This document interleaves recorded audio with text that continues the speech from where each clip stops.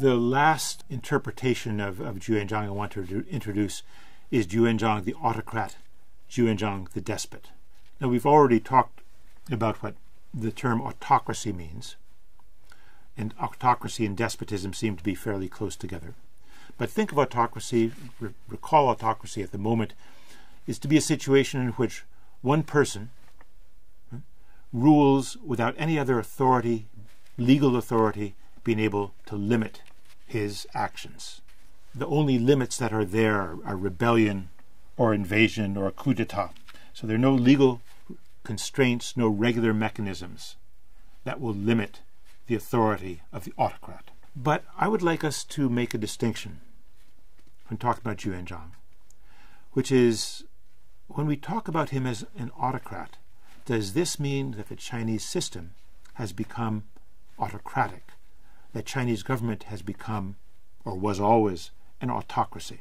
Sometimes there are compelling ways of talking about this. The point has been made, for example, that in the Tang dynasty, when the chief officials, the chief counselors came in to discuss matters with the emperor, that they would sit down and have a cup of tea together. In the Sung dynasty, they would stand in front of the emperor and discuss with him. And when we get to the Ming dynasty, they knock their head on the floor. They prostrate themselves. The notion then that we see the rise of a form of government in which the emperor has absolute power.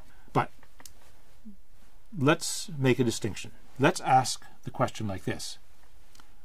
What is the relationship between the emperor and the officials? Is that autocratic? And what is the relationship between government and its institutions and the population? Is that autocratic? I think we'll have to have a much more nuanced answer than a blanket statement that China was autocratic.